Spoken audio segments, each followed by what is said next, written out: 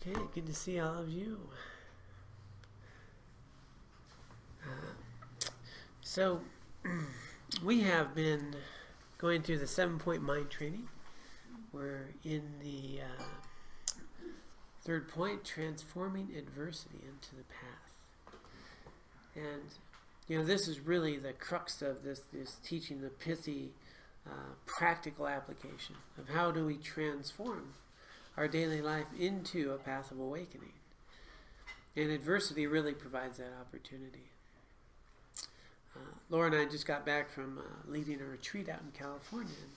And on that retreat, one of the exercises we had people do is to tell another person a time in their life where they really felt good about how they showed up, where they really, when they really think about a time where they showed up in alignment with their values and they really felt good about who they were. And some people shared that. And then we asked how many people who shared that was that time that they showed up at their finest, was it a difficult situation? And nearly all of them. That the time that they felt best about themselves and how they showed up came at a time when they were in a challenging situation. And for me, it was just so pithy in terms of, our real practice is that opportunity. When times are challenging, when times are difficult, that's when we have the opportunity to look, to reflect, to dig deep, to transform what's happening in ways that are meaningful to us. And so we've been going through this third point and going through how we can see those situations for their full benefit. That this is not something to run from, it's something to lean into and to really cultivate our path to awakening. So now we start to enter this next sub-point. We got points and sub-points. And the one that we're on now is the supreme method entails 4 practices. So here we're just going to get really practical in terms of mind training.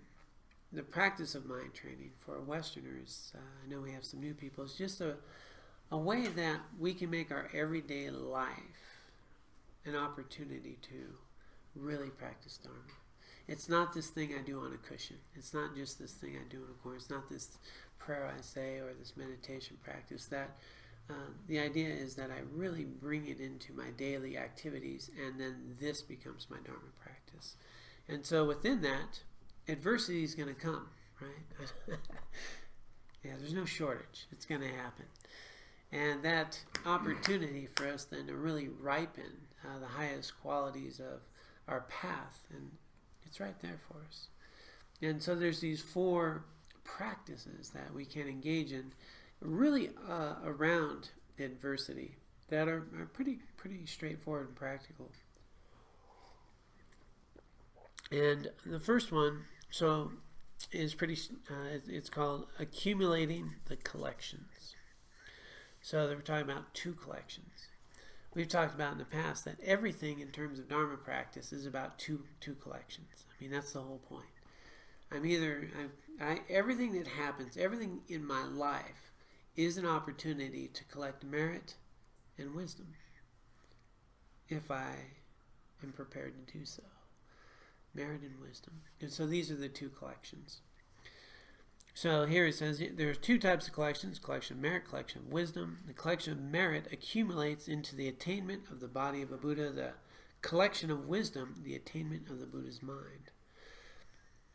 So this idea of collecting merit and wisdom, the 2 accumulations for the path of awakening. And so merit just goes on to some of the ways that we can collect merit. And that's by doing good deeds, by taking refuge, by cultivating bodhicitta, by donating to the poor, engaging in activities that can really help people. And that collection is a little different than just good karma. I mean, we do some good stuff, it's good karma. It's kind of the law, right? I do something beneficial, I'm going to have a pleasant result. I do something unbeneficial, unpleasant result. And that's fundamentally the way Buddhists define wholesome and unwholesome activities, is does it produce a pleasurable or unpleasurable result? And so we've noticed that just comes and goes in our life. Right? We can, reap benefit, and we can have wonderful pleasures come and go. And then we can have difficult ones come and go. But that doesn't put us anywhere on a path.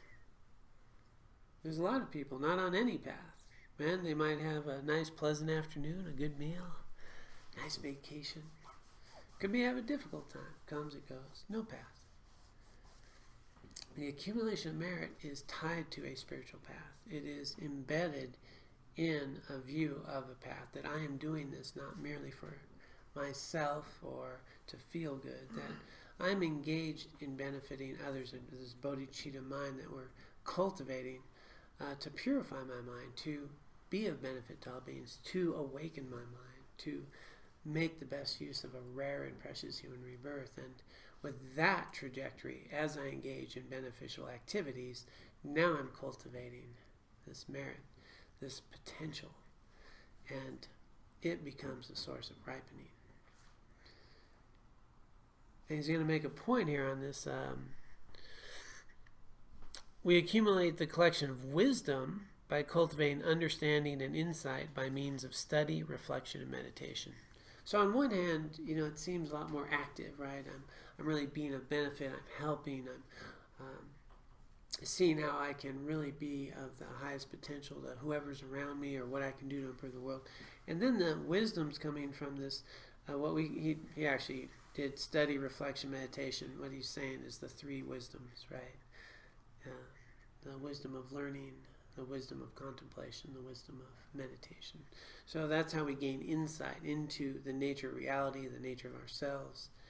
And as we know, the whole point of all Buddhist teachings is to realize our own nature, to become liberated. It's insight that liberates.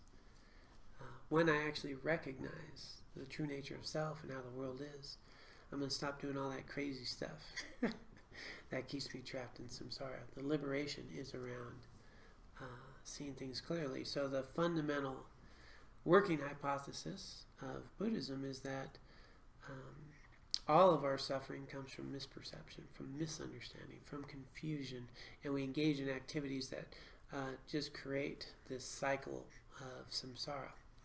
And if I were to see clearly, purely, and be imbued with that wisdom, saturate my mind and see clearly, awaken my mind, and recognize my nature and how this thing really works, that's the path of liberation and no more suffering. So naturally you might think, well, why am I worrying about all that merit stuff when I can sit down and meditate and see my mind? He has foreseen such a question. He says, if we skip the first aspect of spiritual practice with the intention of becoming enlightened through insight alone, we don't stand a chance. Merit is the juice that enables the meditation to effectively transform the heart and mind. Some people meditate for short periods of time and have great realizations. Others meditate for a long time and have only problems. It is the accumulated spiritual momentum of merit that makes the difference. Not how determined we are, or how austere, how many hours we meditate, or how much pain we can tolerate. Bearing down, sticking to it. It's like pouring water on a rock, Like we really need the field of merit. We really need to saturate and create the conditions so that when we sit, we get real opportunity. People bemoan the fact that their lives are too busy to practice. Obligations leave little time for meditation retreats and study. If we truly wish to practice and at the same time have obligations that we cannot responsibly relinquish, what can we do? So, that's a common thing, right? I'm too busy, that's one of the sayings we went through the other day. I'm way too busy building samsara to take time to tear it apart, you know. I'm way too busy creating a lot of suffering and building up my cyclic existence. You know, I'm way too busy. I don't have time to actually eliminate it. And so we have full lives. We have things that are going on. And so maybe we can't go study with a great master. We can't go, do, get certain teachings. Or maybe we live far from something. And, so what do? So first, it's important to realize that these obligations are not permanent. They're just another phase of our practice. If we don't have a teacher, if we don't have conditions, well, there are things that we can do. Later, changing circumstances will allow us to change the nature of our spiritual practice. But another very important opportunity is frequently overlooked in the West, largely because the whole notion of contemplative practice within a mystical tradition is alien to our culture. Those who are not able to meditate intensively can help those who are, offering service in a way that enhances our own spiritual practice, gradually building up the spiritual power that will enable us to succeed when the time comes for us to meditate. If we are fortunate to have a spiritual mentor, it is appropriate to offer service. It could be something as simple as vacuuming the floor. If we have Dharma friends or know of a monk or nun, some Tibetans in India, whom we believe to be practicing earnestly at the depth that is inaccessible to us, under our present circumstances, it's appropriate to support them with money and services. Many people who work full-time have surplus funds, and this is a meaningful way to help them. So, let's say I don't have a teacher, I don't have those conditions available, I'm not right for that. There are things that I can do by supporting someone on a path who's devoting their life for the benefit of all sentient beings. And it's actually said that the spiritual merit collected by someone in long-term retreat, by someone who provides food for them and resources and helps support that process, gets nearly an equal amount of merit. It's almost like cheating. They're in there meditating 18 hours a day. I'm bringing them food and sweeping up the thing, and I'm scoring. And, but they would not be able to do that if you didn't help create the conditions. And, this is something I was reflecting on when I read this today about my own life. I remember going to, teaching. The monks were in town, and I really wanted this, and I had no idea what I wanted. It's funny, the first time I talked to somebody at the Buddhist Center, I'm like, where's the advanced course, And they're like, just slow down there, buddy. You start coming on Mondays, sit down, and, because I'm all like, no, I'm ready, this is the thing, and just come on Mondays. And so I get, I get these teachings, and I'm like, I'm ready. And so I meet this Western monk. Some of you have met Losang, and he was a monk at the time. And I asked him, hey, I'm ready for this. He says, well, you know what you do? That temple you've been going to, you volunteer. You clean bathrooms. So I did. I started cleaning bathrooms there. Until a friend of mine came and was a better bathroom cleaner than me. And then I got demoted to water boy. And because I had to go fill out the purified water things, and I got those, so I got to do that. So I started just going and being of service, and how we can vacuum and clean bathrooms,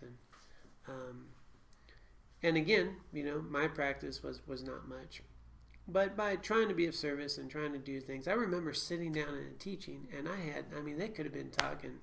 I don't know what they were speaking, because I am not getting it. It's like a stone wall here. And they're teaching these things about the nature of reality and interdependence and non-dual nature. And I'm like, I don't know, but I like this guy. He's got a lot of love, and I'm sitting here, but there's nothing here. I kept thinking that's for other people. I'm just going to try to be a good person. I'm going to keep showing up. Long story short,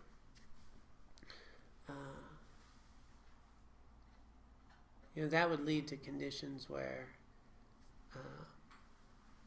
I had the opportunity to become a Buddhist monk, where I had the opportunity to, the same guy who sent me in the parking lot, and the monk who gave those teachings, well, I wound up being a monk in India. And when I came back, the first job they gave me was helping coordinate 3 days of teaching by His Holiness the 14th Dalai Lama. This guy who was sitting in a chair at a teaching by Dalai Lama in 2004, not understanding half of what's being said, 2 years later was greeting His Holiness the 14th Dalai Lama to give teachings in that same building, and having an opportunity to help present something, and I could actually understand some things. And so in my own life, I started to see how, these types of things, we're vacuuming the floor, doing things, what we're doing is ripening conditions. We're creating a spiritual momentum, and by being of service, and going in and doing the spring clean, things shifted. A friend of mine I talked to yesterday, who became the much better bathroom cleaner than me, most humble person you would meet at our center, dear friend of mine. She followed me into the center, and she's really great about, they'd clean the whole place every Saturday. They clean the bathrooms, they do these things, they'd show up, always be of service, humble, always in the background, never knew who she was. And I remember His Holiness was coming one time, and what would happen is they'd say, everyone at our center, His Holiness is coming, we're going to have a special audience, and we've got a thing, come to the hotel, and we'll all have an audience with His Holiness. So, she gets the text late, she doesn't know where to go, she goes to the hotel, and she had nowhere to go, and anyway, basically she missed it, didn't know what room, it's already happened. And so she went out, well, maybe I'll catch him on the way out. And she's just standing there in the hallway, door opens, and there's His Holiness. And she just, oh my God, turned around and hugged him. She couldn't believe she did. She just did. She was on there. And she said, oh, and it was like the best thing ever. She got to hug His Holiness. And I was just thinking, if anybody deserved that, this is this person who's just quiet for years, always just doing her practice, doing her and then, she got initiation, she'd travel for practice, she'd do her retreats. Well, over these years now, she's actually developed these things, and she thought, this isn't quite right, this hasn't lined up, but she kept doing her practice. And these teachings that she's received and these initiations just didn't fit. Well, His Holiness was just in San Diego. Long story short, she's there again, going to see His Holiness, I think. Instantaneous thing. Well, we're going to have a meeting with His Holiness. In his hotel room with a small group of others, receives a 55-minute teaching by His Holiness. And he gives a transmission of the actual practice that she was just learning. And then the initiation she got all those years ago, she got complete training on the unpacking of. And anyway, she's retired now, has full-time practice, and all of this has come to fruition. And these are the things that happen when you start just showing up with the idea that maybe I can be a help to somebody else. Maybe I can create the conditions. And these people that I've known now for all these years, the ones that have engaged in such practices, things change. So it's a temporary condition. If I live somewhere and teachers are far away, if I live somewhere and, that stuff doesn't really make sense. If I live somewhere or I'm busy, well, how can I be of help? Because this life is not coming again. I have a rare and precious human rebirth. I have all the conditions for awakening. In my limited state, what can I do for the benefit of all beings? Starting there, the field of merit can ripen. And yeah, maybe you won't all get sessions with His Holiness. It's not the guarantee that you'll get to be with His Holiness. But the guarantee is that you will ripen conditions for Dharma practice for you. And that's how that works, and that the merit happens. So he's making a point here that if you don't do this, you can sit all day long and meditate. But you're not getting the ripening that can happen. You combine the two. And we do what we can with what we got. And then things can change. Just sit there and think about the trajectory of, just even our center and the people that do these things. And, I met a young man who, years ago, who was, when I was a monk, and he was just a dedicated practitioner who really wanted to engage in a path, and he worked in a restaurant. And he is saving his money so he can go to India, so he can learn. That young man I met in a car, we hung out in front of his house in a little rental place. Made it to India, made it to becoming a Buddhist monk. Got to sit at the feet of incredible lamas, including Tenzin Palmo, and visit with her. And that young man's sitting right over here in the corner here. Not so young anymore. Getting older every day. And can speak Tibetan and can sit there and sit with incredible lamas and be a part of that whole process, and found, wonderful teachers on the path. And he was just, there was no Dharma so much out there. There was no teachers out there. And he's washing dishes. Well, you did more than wash dishes, right? Yeah, server. Yeah, server. Yeah. So these are the things that can happen, when we bring a spiritual trajectory that takes place. And by the way, just on a side note, and those of you online, Tenzin Palmo has agreed to come teach here next year. So we can host Venerable Jetsuma Tenzin Palmo.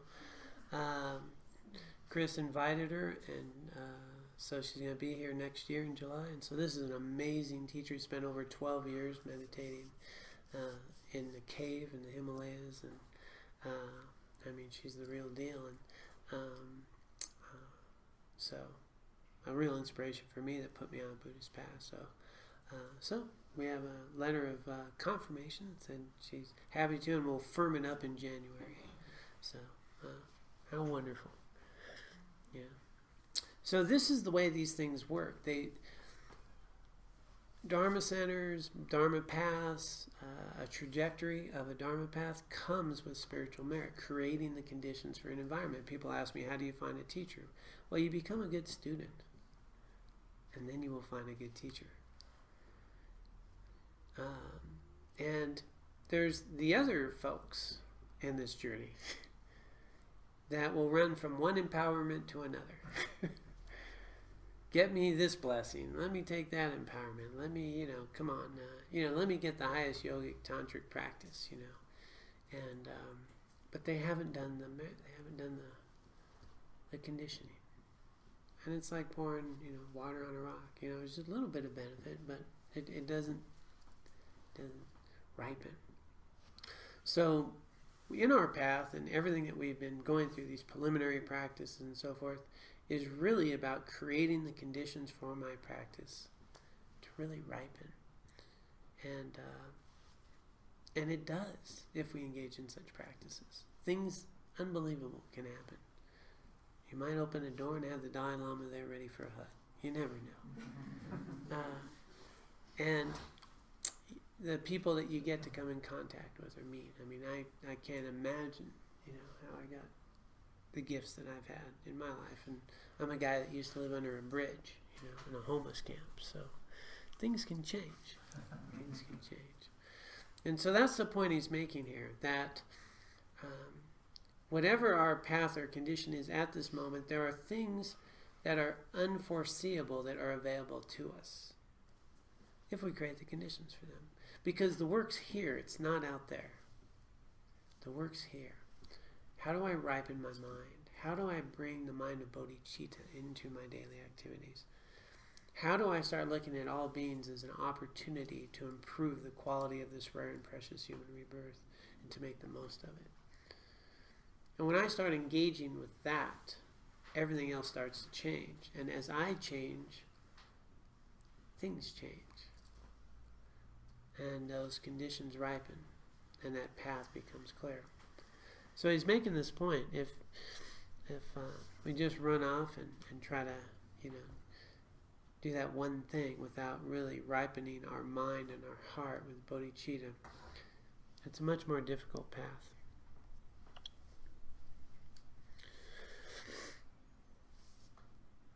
So he says, although this is a valid practice in itself, really benefiting others, people in a practice, and supporting others, it is no substitute for a more active practice. That doesn't mean you can't just start writing a check to the monastery every month. The mind training is in many respects ideal for busy people because it can be implemented again and again in daily life. This is an ideal way to accumulate the proper internal circumstances that will enable us to succeed with our external circumstances, when our external circumstances will finally be conducive for serious meditation. So, we have practices that really create conditions, even if we're going to do a short sit. There's things that we do that create that environment. We have an altar here, and, we have a nice environment. We clean the room, and we set up an altar, and we make water offerings. And, the Buddhists don't need the water offerings. They're good. Why are we doing all that? We're doing that to ripen our mind. And we're creating a space, and we're inviting our best guests. And we're offering water, we're offering virtue, and we're here in a way that sets everything up nicely, that by the time I actually sit down to meditate, my mind's in a very different place. I've created this beautiful environment, made the offerings, I've invited the Buddhists, and I sit. So we're creating these conditions. And once we're there, then Setchapua, the commentator on this text, directs us to a series of familiar but potent statements with which we can genuinely offer up our lives. So again, I know we got some new people. We've been working through, this context of cultivating bodhicitta, of really using our lives for the benefit of all sentient beings, and that the real source of our suffering, really at its core, is a very self-cherishing attitude that holds me more important than you. And all of this is to break through that and realize that that's the source of my suffering. It's not the thing to be cherishing. And that I'm a part of all of you, that we're interconnected. And when I let go of that and join this interdependent nature of how things are, there's going to be a whole lot less suffering. So with that context, he says, in illness, for example, a prayer can take the shape, if it benefits others that I am ill, may I be ill. If it benefits others that I recover, may I recover. If it benefits others that I now perish, may I perish. If it benefits others that I live long, may I live long. Whatever happens, if it benefits others, may it be. In other words, that's the greatest source, is how can I truly be a benefit to all sentient beings? Now, that's a pretty tall order, right? Because, our little self says, well, how about we benefit them some, but I still get, the jacuzzi, okay? I still get dessert, right? And, but the mind that is self-cherishing and the mind that is selfless. So in order to have this, we really need to attack this. We really need to be able to let go of this grasping, because that's the problem. And so he's making a point here that he's not prescribing apathy. On the contrary, it takes great courage and at the same time humility. We don't know what the future holds, long-term or short, but we can simply offer our life on principle. Whatever is of greatest benefit to others, may this be. Imagine having had a chronic ailment for years and years. It is natural to get very impatient to be free of it. But it's useful to ask, what are the potential benefits of this illness? If we don't know what lessons have yet to be learned from the experience of this chronic ailment. So with whatever courage we can muster, we can cultivate the aspiration that whatever is of greatest benefit to others, may it be. Such a prayer aspiration is an extremely effective means for cutting off hope and anxiety. Those are these two treacherous things that we get caught up in. So he's making a point here, not that we should hope to die or any of that. No, that whatever happens, I'm going to make the best use of it. Whatever conditions arise, may it be of most benefit. So if I have an ailment, how can I use that to purify my mind? How can I use that to be of benefit? From just a purely logical, karmic point of view, if I have a chronic ailment, well, that's the result that's arising from previous activities that I've engaged in. And I'm actually purifying and cleansing all that. So the idea is an unwholesome activity, unpleasant. Wholesome activity, pleasant. So when I go through chronic ailments, when I go through these difficulties, this is actually purification that is ripening karmic imprints that I'll no longer have to deal with. The longer they lay dormant, the stronger they become. So as they bubble up and ripen, you're free of that. So it's kind of like, when you bust your knee. Hey, cool, got rid of that. Hurts. But can I then take it the next step further? Can I accept this pain for the benefit of all beings? Can I use this? Can it ripen onto me? And so that's that Tonglen practice that we've talked about. And that's a shift. That's a shift. So that's the first of the four, is that we're cultivating merit and wisdom. Now, this is all dealing with adversity. There's also wonderful things that happen. And so we're okay to enjoy those too. This is particular to adversity. So when good things happen, this is also something that these ripening conditions, that we're going to also use them for the benefit of others. That right now we have resources, we have opportunity. How can I use those to be of benefit? How can I make good use of those? Any questions?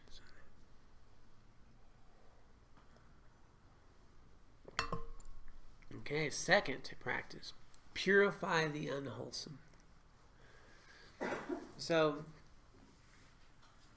here the adversity arises, the difficult situations, I can cultivate merit and wisdom within them.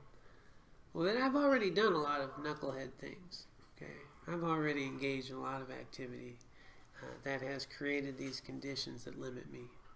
And so understanding that the only thing preventing me from really being awakened, free of all suffering, free of cyclic existence, is that I lack the ability to see clearly. And I'm obscured with karma and klesha, negative karmic imprints and mental afflictions.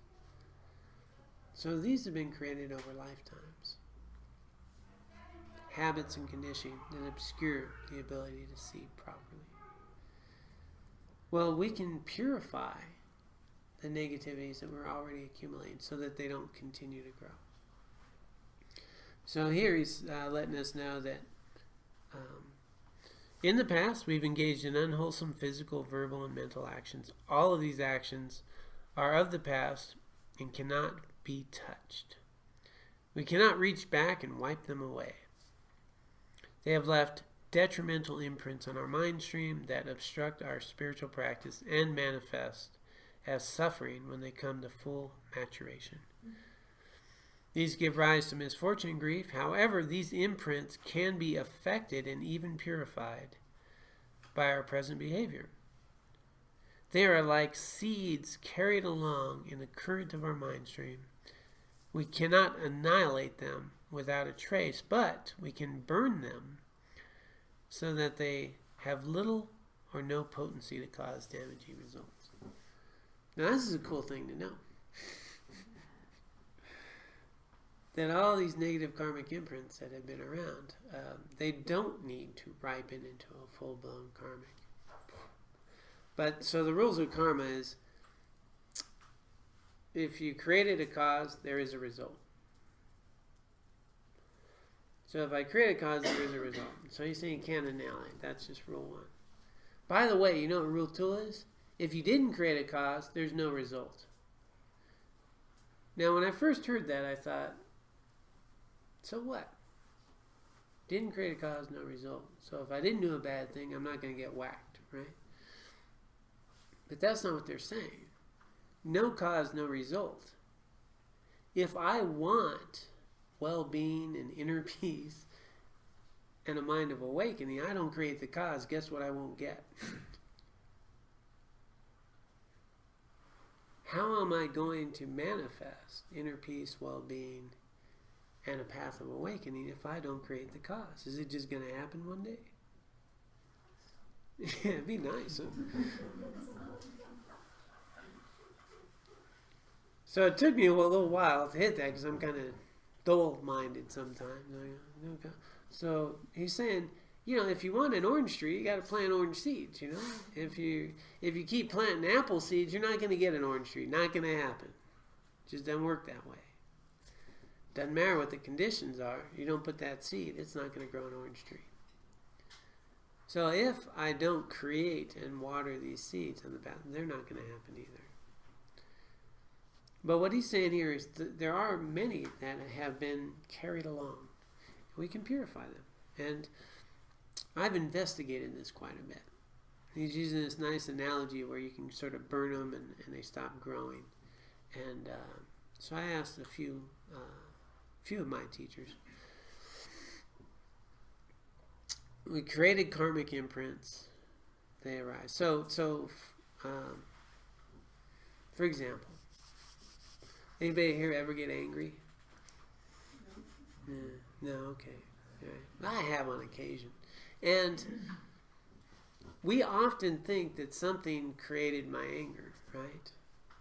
That person created my anger, right? They did this, I got angry. They're the cause of my anger. Which is not the case, is it? The seed of anger was in my consciousness. Anger is a mental state. Anger is not out there. So the seed of anger is here, not out there. Now the conditions are out there that triggered the seed that ripened into anger, unpleasant experience. And so we water seeds of anger frequently, and we do it in a lot of different ways. And so a condition ripens, and the seed of anger ripens. Now I'm angry. But it's here, it's not there. So if we start to understand that our mental and emotional states are in my consciousness, those seeds are there, well, we can stop watering the seeds of anger, resentment, jealousy, frustration. We can start watering seeds of kindness, compassion, wisdom. And we can nurture those seeds. And we can purify the ones that are already there. And so for purification practice, even though the seeds are there, so the analogy that they gave me was, instead of going into a full-blown rage, I could be mildly irritated. Instead of, having a thing where you're going to lose your leg, you might twist an ankle. That, these things stop growing and stop coming up in different ways. And so, upon further explanation, I even, because I get, how's this work? It's like we're purifying the conditions around those karmic imprints that they can't grow. That's why they're talking about burning. You're burning the edges of that, and it can't grow.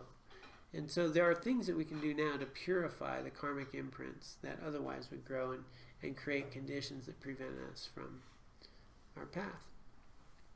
And so those are the four opponent powers of purification, which I think I'll summarize. So we do those in practice. So on Saturday, when we do our Chenrei Sig practice here, we do a purification. We apply the four opponent powers. And the four opponent powers are something that just makes sense on a really, just a Western psychological mind. I just think it makes sense. But you can see how they work. So, and I like to present them in the 4 R's, so I can remember them. So, and in the way that I approach them is refuge. I use the word refuge. Some people use idea of restoring my connection to, to Dharma, to my path. The refuge that we take is really seeking refuge in the 3 jewels of Dharma, the nature of reality itself, the path of awakening. So really establishing my refuge in this path of awakening and my commitment there is that first R. And that first R is really around, another way of putting it is reality. Something that transcends all my mental and emotional states, the physical body coming and going in samsara, a refuge that I can rely upon, the 3 jewels of refuge, Buddha, Dharma, Sangha, path of awakening, of no more suffering, of restoring that connection, to remembering that I am much more than this body, or my thoughts, or my feelings, and that the qualities of awakening are here. To remember that, to restore that connection. And then regret. So regret. And here we're talking about an intelligent regret. A regret for the things that we have done that are harmful to ourselves and others. And so in a Vajrasattva type practice that these 4 opponent powers are imbued with, we bring to mind the idea that throughout my lifetimes, and here in this lifetime, we can be very clear, there are things that I've done that have been harmful to myself and others. It's clear to see. And if I have a bigger view, I could start to realize that the reason I'm stuck into these habits and tendencies and limitations is because I've been creating a perpetual, habitual way of being in the world that consistently feeds and creates my own self-cherishing attitude, a sense of self that becomes the driving force of all my anger, resentment, frustrations, insecurities, resentments. Well, I can develop a regret for that. I don't even know all the things I've done, but I know that the mind I have today is the result of all this conditioning. And, when I go in this mind I have today, it's a scary neighborhood. And it's very limiting. So, can we develop an intelligent regret? Now, this is not, I'm a bad person, it's not shame, it's not guilt. It's an intelligent regret based on a clear perception that the reason I have the habits, tendencies, and view and conditioning is because of previous things that I've done. And I can regret that. And so it helps if we've really investigated, all the previous teachings here about how we perceive reality and how those conditions have arisen in our lives. So with that knowledge and understanding, it's helpful. But let's say you don't have that. Let's say you're new to Buddhism, and I can pinpoint right now about 10 things that I've done I don't feel very good about. That I see that it really has undermined the person I want to be and the relationships I want to be in and how I'd like to engage in my life. I have some habits that aren't always that healthy. I can pinpoint them. Right off the bat, I've been impatient. There's times I've been impatient. It's shocking. And there's times I've said things without thinking that were not very sensitive to who I'm speaking to. There's a lot of things I can pick up pretty darn quick that I don't feel very good about. So I can develop an intelligent regret about those things and go, I can really take a look at how has this limited me And my ability to make good use of this life, how has it limited me in becoming the person I'd like to be? How has it limited my ability to help others? Taking a step further, how has it limited me from being of true benefit to all sentient beings? How has it limited me from being on a path of awakening? How have these activities harmed myself or others? And we can keep enlarging that. And if we're new to Buddhism, we can start looking at things that are very concrete. How we treated somebody, and cultivate intelligent regret. And see it clearly and ask, why did I do that? Was my pride involved, my ego, my self-cherishing, my insecurity, my fear? What was going on? My attachment? And recognize, those things just limit me. So with the refuge and then an intelligent regret, then I have a firm resolve, a resolve. I'm resolving not to do that anymore. I see clearly that those are harmful activities for me. And I'm going to make a firm commitment. I don't want to engage in that. I'm making a resolve. I'm not going to do that anymore. Now, on the technical text that I've been trained in, they say to make a firm resolve that is as accurate as possible. So, if you can promise to never do it again in your life, or many lifetimes, yeah, do that. But if it's something that might be unreasonable, that you think, well, I'm not going to really be able, because you don't want to lie to all the Buddhas and Bodhisattvas, right? Okay, that's just a whole other thing. So, how about making a firm resolve that, you feel you can live up to? I like that idea. So they'll say, then my teacher says, if you can say, I'm not going to do it for a year, I'm not going to do it for a month, I'm not going to do it for a week, whatever. So I have, upon deep process and practice, come up with my own resolve. Because I'm throwing a lot in the pile, generally.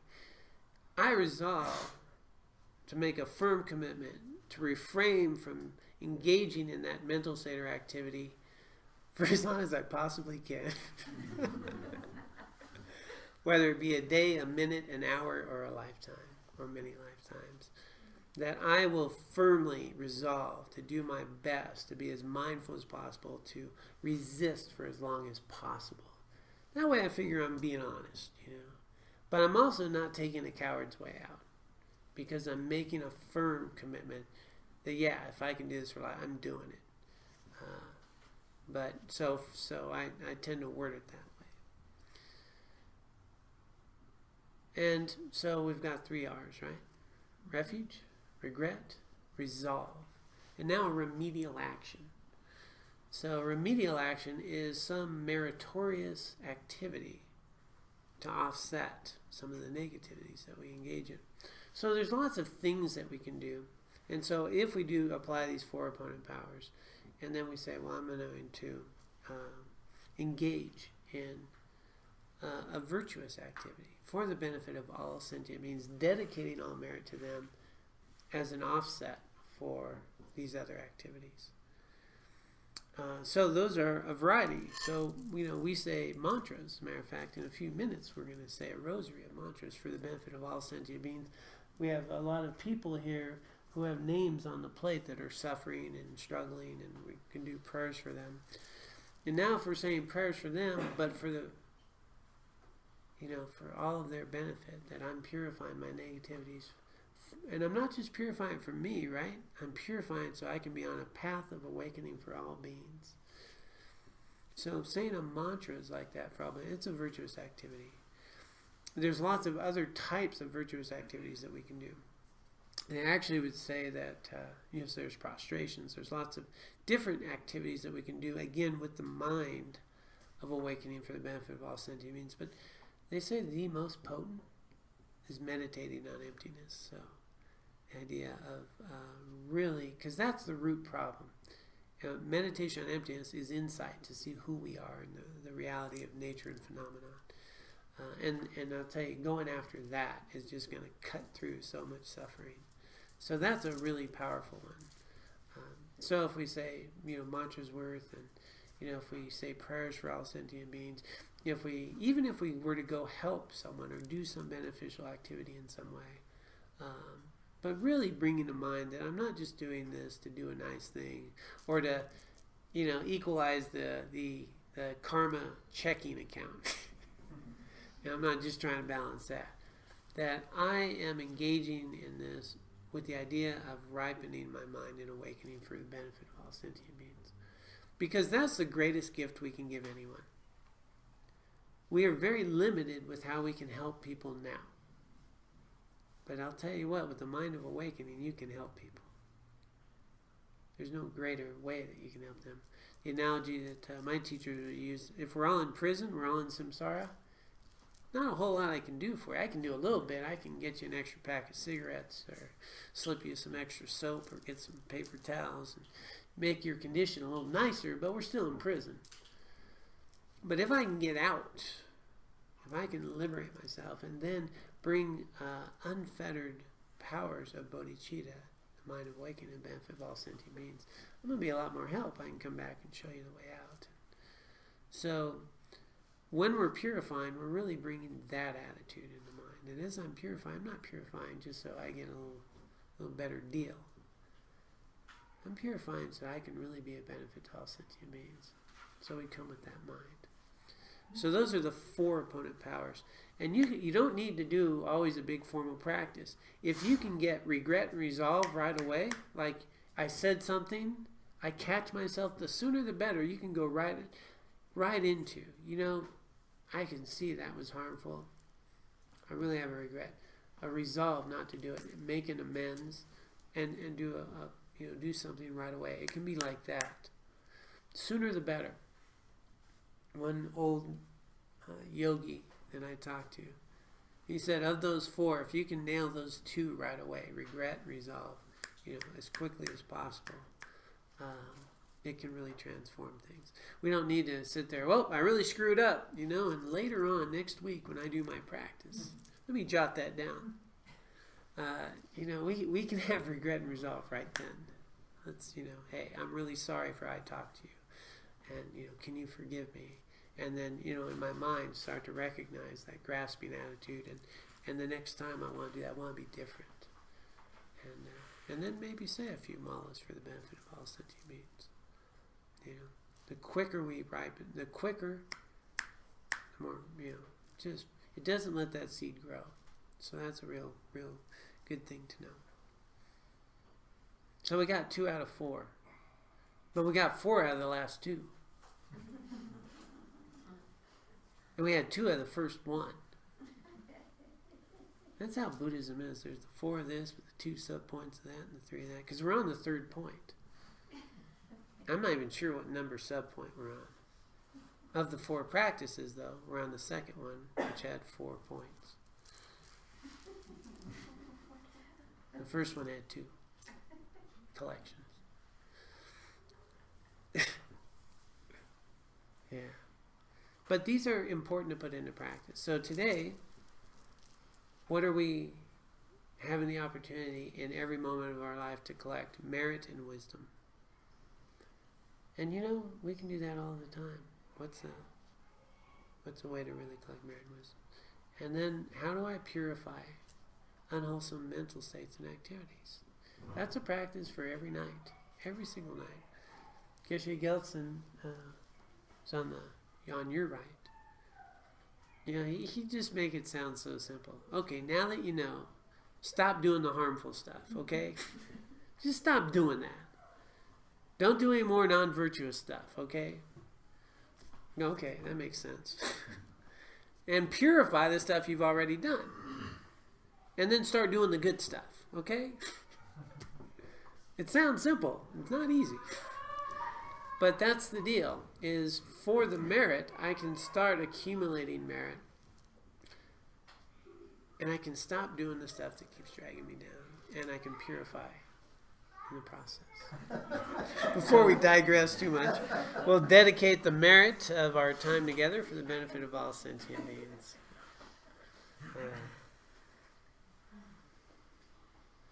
So let us dedicate the merit and wisdom that we have accumulated here today and throughout our lifetimes, both individually and collectively. We dedicate this for the benefit of all sentient beings. May all sentient beings be free of suffering and find lasting happiness. And may we be able to use the merit and wisdom accumulated here today and throughout our lifetimes to purify our own minds, to awaken our own mind, to achieve full, complete enlightenment for the benefit of all sentient beings.